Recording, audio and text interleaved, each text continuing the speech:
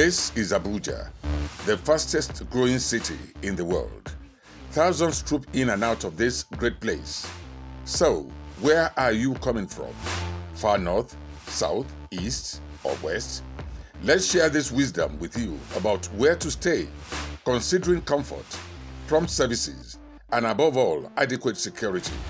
Zeus Paradise Hotel, number 1 Domenico Gicho Street by Cetraco, by Jabi Lake Mall, Mabushi, Abuja. We invite you to get details of this hotel from our website, www.zeusparadise.com. Telephone 0807 050 0062. Zeus Paradise Hotel, complete home away from home. Hello and welcome to Clearview Television. We are reaching you live from Nigeria's capital city, Abuja. I am Prudence Okona with the details of these and more stories. The People's Democratic Party (PDP) has called on President Muhammadu Buhari and the All Progressives Congress (APC)-led federal government to take urgent steps to address the food insecurity in the country. In a statement on Sunday by its National Publicity Secretary Kola Olugbodinyo, the party claimed that under the present administration, over 82.9 million Nigerians can no longer afford their daily meals due to the failure of the government to take practical steps to grow and protect the food sector. The PDP noted that severe food scarcity has led to prices soaring beyond the reach of the people, with Nigeria now ranked 98 out of 107 in Global Hunger Index. According to the PDP, food shortage collapsed purchasing power 33.3%, unemployment and high inflation rates have resulted to increased morbidity and mortality rates. The party said it was regrettable that farmers now overflow camps of internally displaced persons while their farmlands have been overrun by bandits and terrorists. The PDP therefore asked President Buhari to take urgent steps to address the urgent issue of hunger by opening the silos to cushion the situation and push down prices. It also asked the government to realign the agricultural sector by beefing up security in food production. The security situation in Niger State is not only bad but has worsened considerably. Do you know that bandits operating in the state have so far collected a ransom payment of 8 million naira from farmers who want to be allowed access to their farmlands?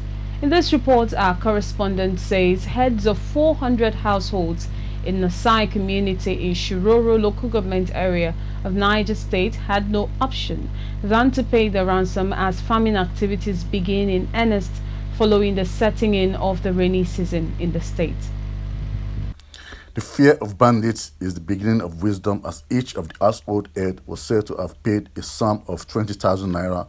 With the payment, they would neither adopt or kill any local. They said once you pay that money, the bandits will allow you to go to farm. You see them with their guns around the farms, but they will not say anything to you. And there is number, because some of these terrorists, when they come, they used to recruit those people, especially Fulani headsmen around the place, to a kind of be among them. And those Fulani headsmen know very well our people. They know who they pay. They will make a list of who pay the money and who do not pay. So when they come around that farmland, if you have not paid, those people are already there. They will say, no, this one has not paid, and they will deal with you decisively. Call them, my people, I call their community to sit with them so that I can enlighten them to know that to them to settle with them, you just deceive. Why I'm saying this, the issue of armed bandit, not one group, not two groups, there are many.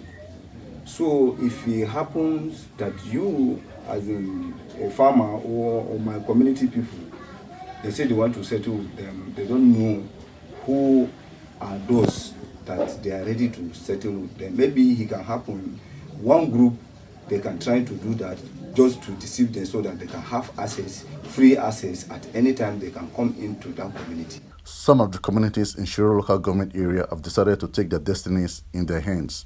They believe obeying the bandits was better since they have no sustainable means of livelihood. Us in Shiro local government, under coalition of Shiro Association, we hosted a prayer session.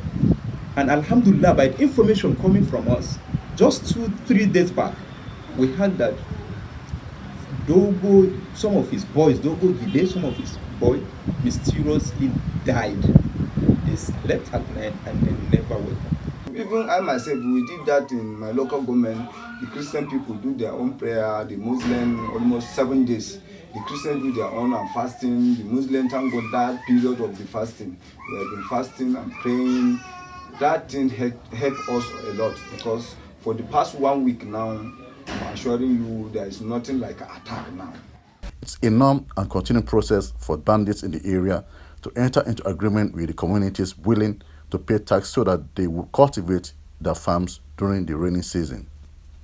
Listen to this truth. We are growing by the day and our viewership keeps growing on our different platforms. We are inviting you to advertise your goods and services with us at incredibly low rates. And do you have news for us? Script or video? Please contact us through our email address clearviewnewsroom@gmail.com or WhatsApp line 080-650-30-300. Again, 080-650-30-300. Welcome on board.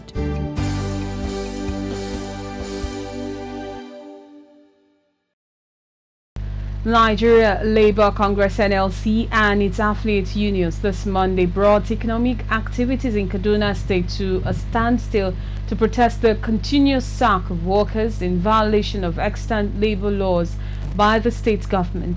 The organized labour are also protesting the non-implementation of the 30,000 naira national minimum wage by the state government.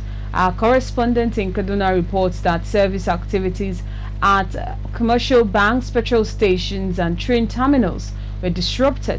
Also, power supply from the Kaduna Electricity Distribution Company KEDC were cut in the early hours of Monday morning.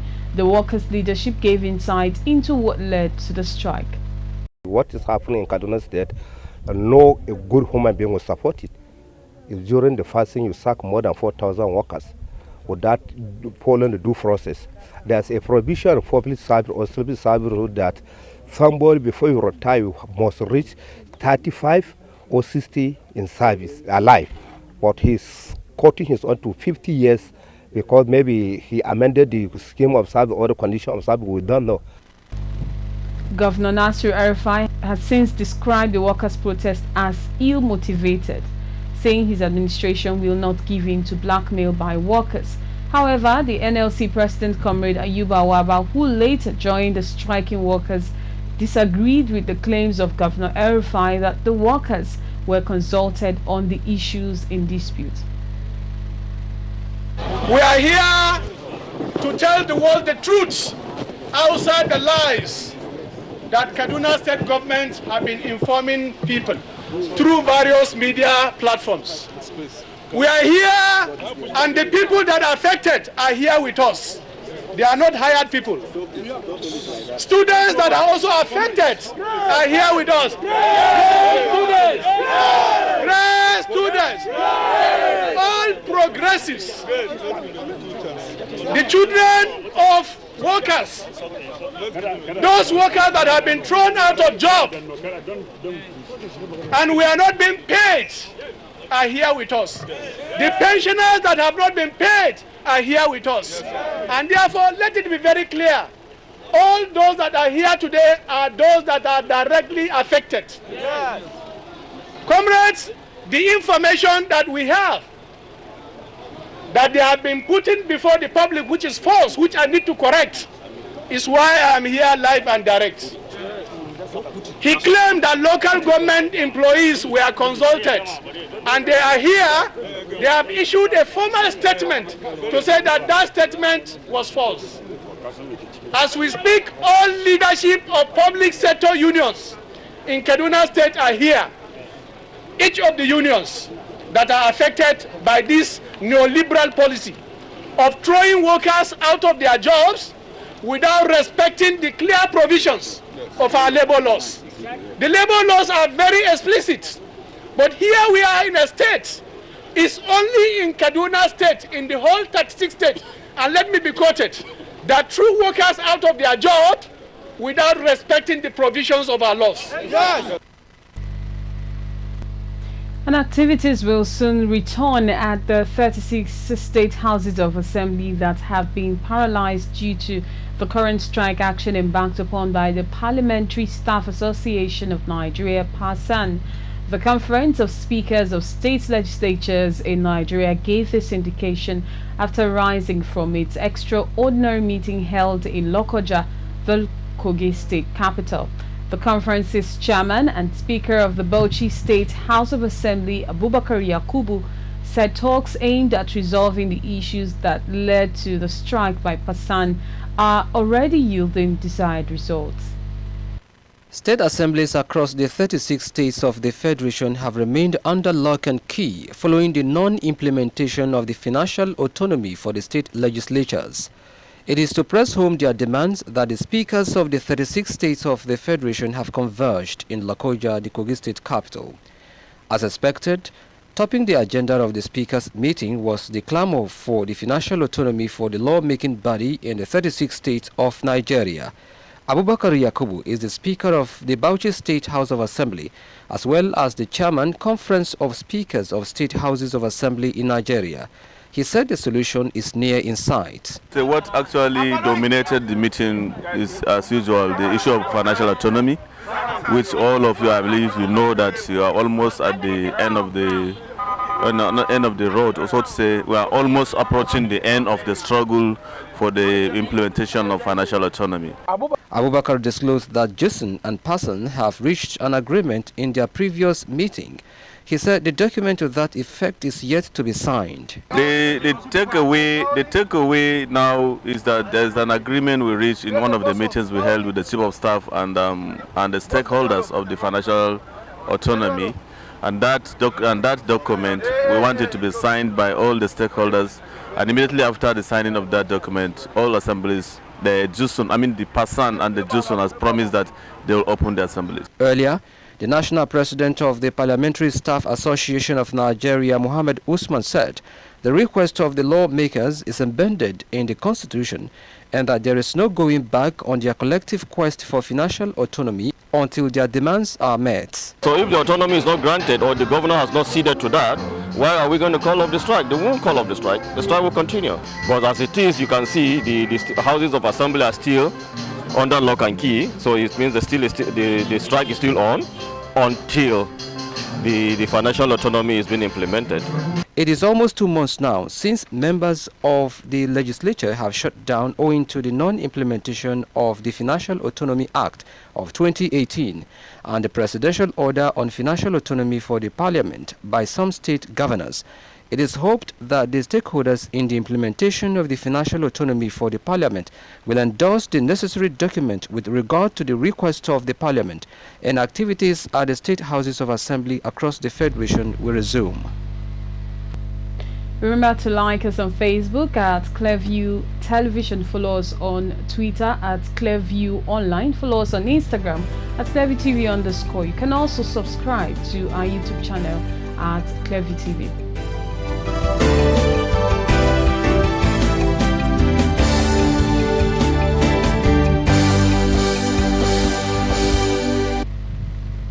I am Prudence Okona. Many thanks for joining us.